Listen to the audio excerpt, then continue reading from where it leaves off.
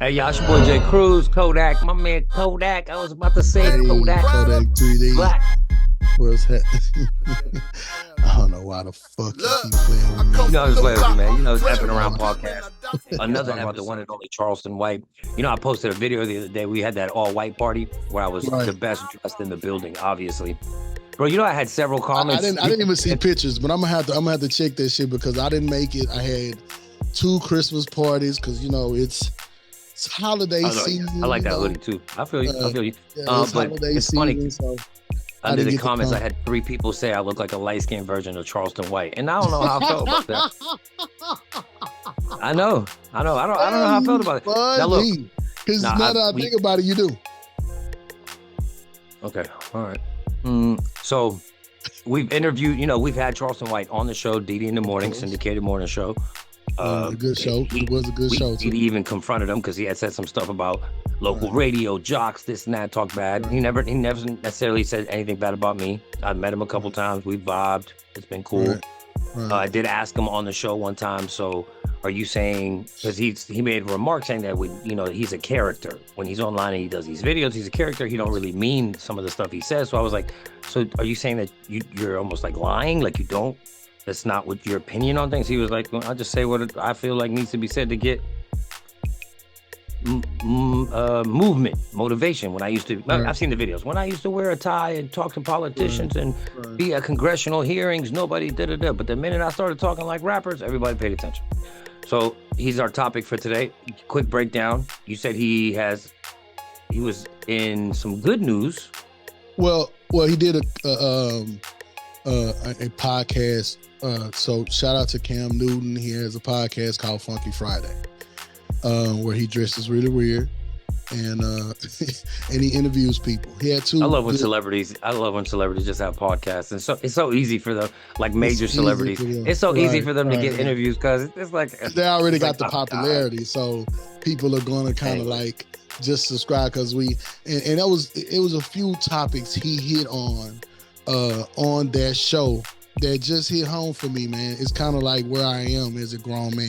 Now, when I was, in my 20s, teens, early 30s, I didn't think the way I think now. And I think he's trying to get us to elevate to that point because just like he was saying, he was like, he's kind of like, it's a character. And I understood it. He did a podcast with, what's the name of that podcast with Big Bank? Big Facts podcast. And I understood him then. That's when I got that's when I understood who Charleston White was, But to a certain degree, because here's how I feel about him. Like even in with Cam Newton, he made some good points about the black community, about how we treat rappers, how we glamorize certain things in our own neighborhoods, how we're our own worst enemies. He does make solid points, right? And the man isn't dumb. Like there's things that he talks about with, again, being in congressional hearings, passing laws, doing this, doing that, where he's not dumb, right? He has some intelligence to him, far more than some of the people that are online judging him. But then he's also goes out of his way to be like an idiot and say stupid shit. Like during the interview with Cam, talking about, sometimes you got to beat a woman. And Cam was like, nah, we not justifying no beating a woman. He's like, well, if she's beating me, or, you know what I mean? And I get it. As part of it was trying to be funny and comical. But at the same time, he'd be saying outrageous, stupid shit sometimes that I don't agree with, right? And I'd be like, sometimes it irks me because I'm just like, I don't know what is actually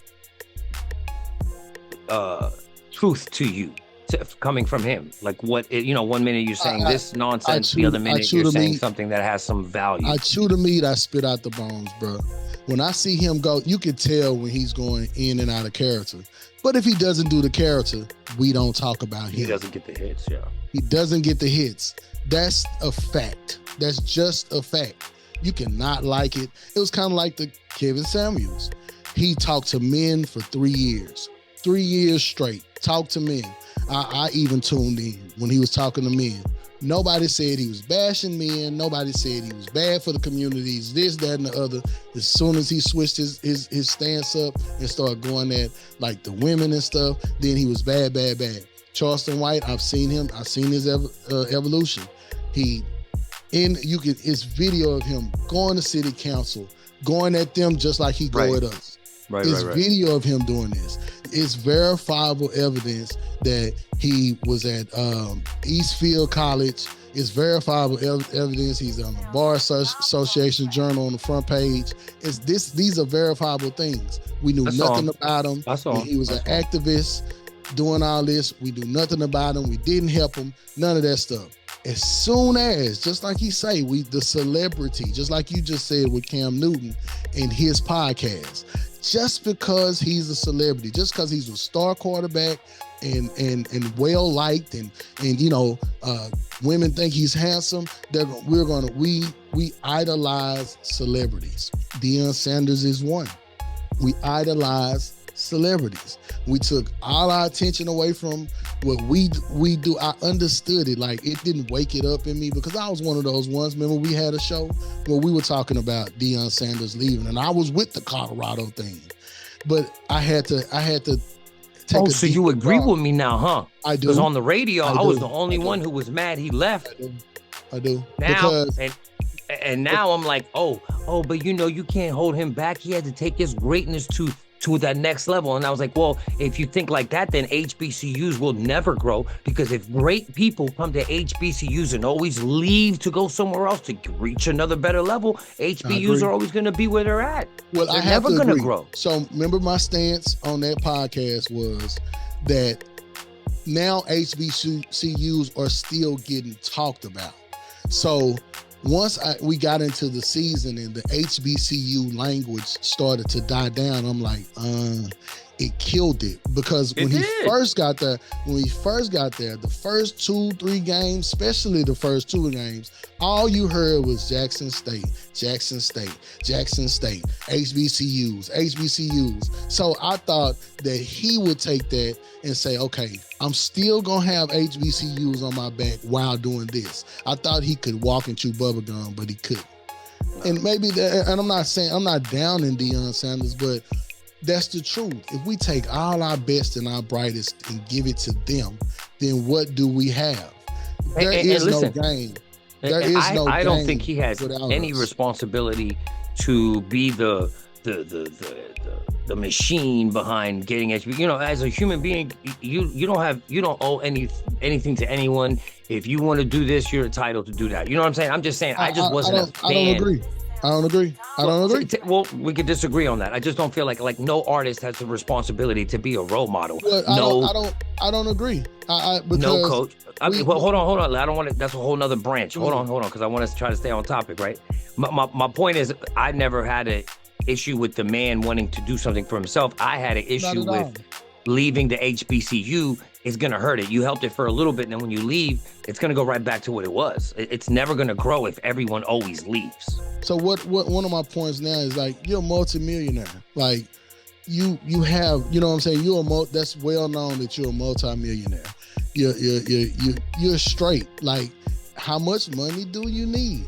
Like, is it possible that you could just stay where you are, influence more people like you that are multimillionaires to come and do the same thing? That without us, there is no football.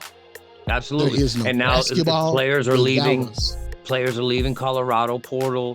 All that hype for the first 2 games died out. Ain't no more celebrities showing up to the games no more. What they lost 7-8 games in a row, embarrassingly lost some of the games. And I'm not saying I could have done any better or whatever. It is what it is, right? I'm not saying any other coach could have done any better. I'm just saying, like you said, I think there would have been more value in his situation if he would have stayed at the HBCU. And so that's why, to get back to Charleston White. Right. I agree. I agree that, I think his thing wasn't even for Deion Sanders. It was the idolization of another human and right, us. Right. Why does it take, and that was the point. Remember, that was the point I made on the podcast. Why does it take Deion Sanders for us to support us? Why does it have to be why did the celebrities have to come to Deion Sanders? Why they couldn't go to whoever the coach is now? We don't even know who the coach Why is. couldn't they? Why can't they support the HBCUs without? HBCUs should be packed out every game, not because a celebrity is there. It should be packed out every game because we are there. That's the remember, that was my point then, and that's still my point now. I think because the responsibility, that's why I say I disagree. I think the responsibility becomes the celebrities when you become a celebrity, especially when you're smart enough and you use the same thing that Deion Sanders used as the greater purpose, God. You use all these grandiose type of, we're going to make all the things he told those kids. It's like, okay, since I am that and people are coming here for that, then I might have to sit in this. A lot of people, right? You're gonna have to own it. I feel what you're saying. You're gonna have to own it. You're gonna have to own it. People. Martin Luther King was a celebrity, but what he wasn't going to do was, leave his people for a greater cause. I'm sure it was some people that tried to hijack his message. I'm sure. In the title of this, we're gonna have to say Charleston White, HBCU, and so what happened recently with Charleston? That was a negative thing that we were talking about. Well, he was at a comedy show in Crockett, Texas. That's right. We talked about that too. And he assaulted people with fucking plants and furniture. Well, the guy was yelling, heckling him in the crowd, and he did what he normally does when people heckle him in the crowd. He talks about them, they talk about him. The guy got out of his seat and walked toward the stage. He has the right to defend himself. The right to defend himself. He wasn't trying to have another Chris Rock, Will Smith moment. He said, I pick up anything that's in my reach to get. He's handicapped, got one eye, so he gonna even the playing field. The guy walked up to the stage. It was funny as hell when he said, I slap your ass with this flower pot. And once the guy came up to the stage, he threw the flower pot at him, then threw the mic at him. Then the guy's nephew came and tackled him. But, I mean, they didn't even do that right. They didn't even do that right. I remember him posting videos after holding a wad of cash like, look, I ain't got no marks on my face. I ain't got no marks on my face. When you, something like that, I would have made that a claim to fame. For me, that would have been my claim to fame. If I'm going to do it, I'm going to go on and do it. So but here's my thing, though, too, Kodak, and I totally, he says outrageous things sometimes, and he don't mean them, but he says them because he knows it's clickbait. Okay. And he's created this platform, which kudos to him. People try to create these platforms for years, and this guy was able to do it. He figured it out, and he's got a system that's working, right? But he's creating a lot of, I don't want to say enemies, but a lot of people who don't like him.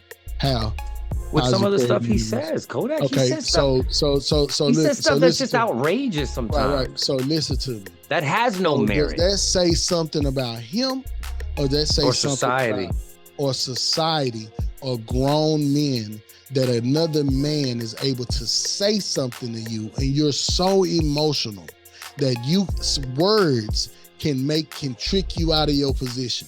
Does that say something to society? That we can let words trick you out of your position, that a man that like I would use words with him. You one-eyed motherfucker, you skinny bastard, you big-head motherfucker. Like I would use words with him. We would have to play the dozens, but I don't have to attack him because of some words. Right. Then that means those words hit home somewhere. So do you think Charleston White is good for the culture or bad for the culture? I love him. I love him. I like him. Like even I've had my ups and downs with him. And I mean, personally, I don't know him, but I've had my, from watching on him on, clickbait shit. Yeah. I've had my ups and downs, my disagreements and stuff. And I don't agree with 100% of what nobody say. Let's put that out there. I don't agree with 100% of no one says. But for the most part, his message sticks to me. It sticks. So if you were to ask me, that's what I take from him. If you were to ask me the same question, I'd say that he's entitled to have a voice. like we all are. We have our own podcast. We're sitting here spitting our own opinions. Everybody might not agree with what we got to say. Right. I do see some negative things about his past that I don't know for sure are real or not, which, whatever, that's a whole nother discussion. Huh? Like what? What, underage or something with women back in the day, or anyway. But again, I'm just bringing it up. So is that something he said? Or hold on. This is the only reason why I bring it up, because if somebody watching this video can leave comments underneath like, y'all don't know y'all shit. He did this, and this. And I've seen some of that stuff, not enough to regurgitate it right now on this podcast and remember everything, but I also don't remember every positive thing that he said either, right? Some things stick out, some things don't. We talk on radio every day. We definitely grab his funny clips and talk about that shit, right? He does insult. He insulted T.I.'s child, calling him ugly, calling him this, calling him that. Like, there's no value in that. There's no value in going online and ridiculing the way a young person looks. That T.I.'s son has no control over the way he looks. If you go online and people are just miserable and overly mean when it comes to that young child. Yes, he might have his own issues. I get it, but to go on, you want to go online and judge that kid's character and his hold on. You want to go online and judge his decision making, cool, but to make fun of his lips, his face, his this, his that, that's not. There's no value in that. His father did it.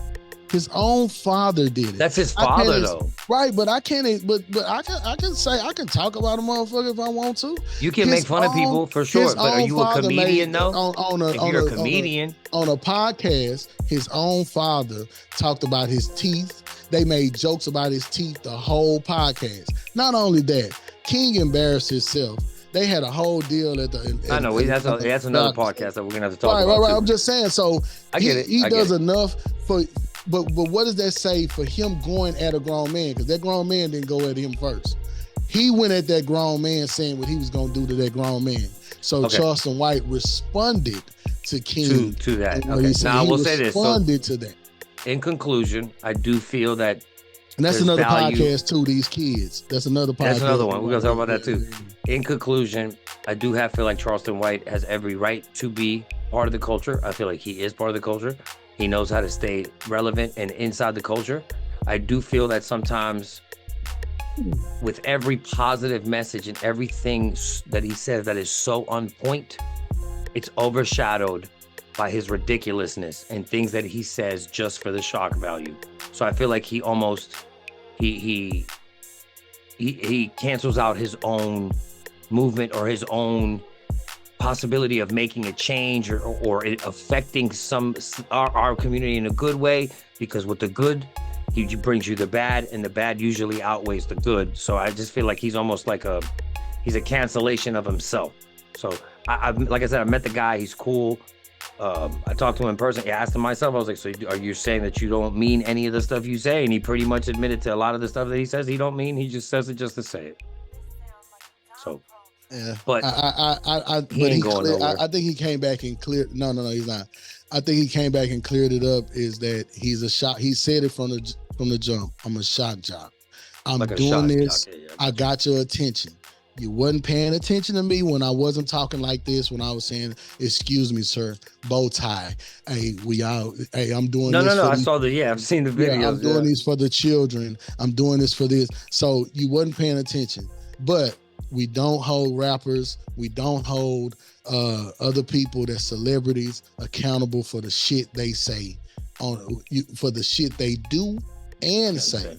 And we don't hold them accountable like we trying to hold this dude accountable because he said some outrageous shit.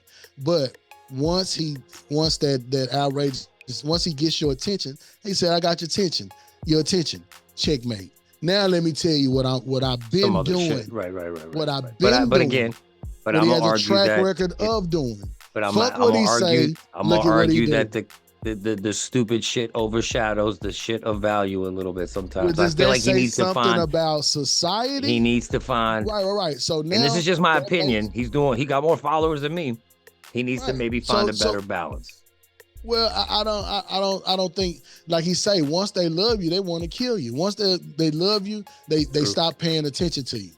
Once they grasp your message and you're all positive, they stop paying attention to you. So he does the shit. He say, as a culture, we do not Pay attention to people's actions. We worried about what they say. Usually it's actions behind words that make them that solidifies a person. Gotcha. Now it's what you say and not what you do. If you look at that man's body of work of what he does in this area of DLW, of what he does, I think that good outweighs the bad, because he's drawing attention to what he does. Now he got so many people looking into what he do, because you're trying to fact check. Even looking up some old stuff too. They're looking up the shit he do, and then when you look, you're like, oh shit, he is in the council meeting. Oh shit, he is on the front page of American Boys Journal. Why the fuck would they put this? Or oh shit, he is getting punched in the head while he's getting a haircut at the barber shop.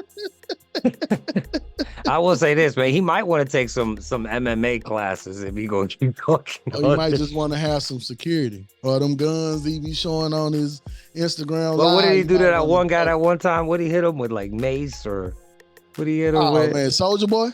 Yeah, well, was it Soldier Boy? Some dude at the mall or something. He like, nah, he did Soldier Boy, like Soldier Boy and his whole crew. He said this bitch ain't got no blowback.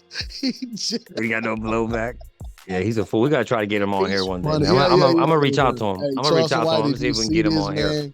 We do need to get you on here, man, because we got some clarification. You know what I'm saying? I think you done clarified. Well, you know, we invited him on Didi recently, and he was like, nah. So I don't know if he mad at us or whatever, but I'm gonna have to reach out and see. Don't be mad at me, big dog. I fuck with you. I fuck with your message. I know why. I see why you doing all this shit. I get what you're saying, man, but to fully embrace everything like that, I don't know about that. Well, I mean, like I say, I chew the meat and I spit out the bones, man. I can deal. It's people that say far more egregious shit in rap music I listen to, and I still go buy they shit. For sure. They shit. I still. I know this guy by the name of Kodak, man. Yeah, he got some Kodak. He got some songs. Not Kodak Black. I mean Kodak. Shit. This Kodak guy. You should listen to some of his old shit. Yeah, some of his shit is egregious. I'm glorifying all the dumb shit. But look though, the thing that I do. The thing that he says that I do tell both sides of it. I don't just glorify me being in the streets and selling dope and all that. I tell the part where my mom is sick and I'm in jail and I want to get out. I tell the part where I'm on collect call and my girl ain't picking up and I'm thinking she fucking with somebody else, 'cause that's the first place your mind go when you locked up in that cell and your lady out here roaming free. You know, so I tell both sides of it. Being broke when you get out of jail and you just get out with that voucher they give you when they drop you off at the bus station. So I tell both sides of it. I'm a conscious person, so I just can't tell. And then I got kids, so I can't. Me and my brother rapped for a long time, and if you listen to our music, we had a whole we were there, we were violent, we were subconscious, we had it all. So there was a blend, especially when we come from, you know, you go into that studio, sometimes it feels what it is. All right, so just to wrap this up, I do want a final statement to say that you literally said out of your mouth that I was right about Dion leaving the HBCU. And I just want you to remember that. Remember this time and day when you said that I was right. And in recollection, you went back and you thought to yourself, God damn, Cruz was right, man. Cruz, I didn't say it like was that. Right. I wouldn't say all that. I didn't say it like that. What I'm saying is that we can't continue. I'm saying it. You were right about your stance on that. But you got to say, it was two-part on mine, is that we should not just focus on Dion. Why does it take a celebrity for us to build us? Yeah, for sure. Right. For sure. So I did say that. So my point was double, a two-part point. I don't care about the double part. All I care is about the part when you said I know what you're right. Was right. That's you. Yeah, you. That's it. That's all I care about. I do support that man going to get that bag, but at what expense? Is it at the expense of all the kids that you left at Jackson State? Maybe we should get Charleston White to go a coach at HBCU. All right, y'all, we're going to wrap this up right now. Another episode of Effing Around Podcast. Your boy Jay Cruz, got my man. Effing Around Podcast, man. Your boy Kodak 3D. Like, subscribe. The shit is free. Like and subscribe. We'll be putting out short clips of the full podcast, and then we will be posting the entire podcast online. If you want to be a guest on the Effing Around podcast, hit me or Kodak up, DM us. And Charleston, if you get the chance to see this, or tag him in this video clips, y'all. Let's get him on the Effing Around podcast. White, man. Let's we can talk that shit. Hey. Hey, y'all. All right, we out. Till next time. We cruising.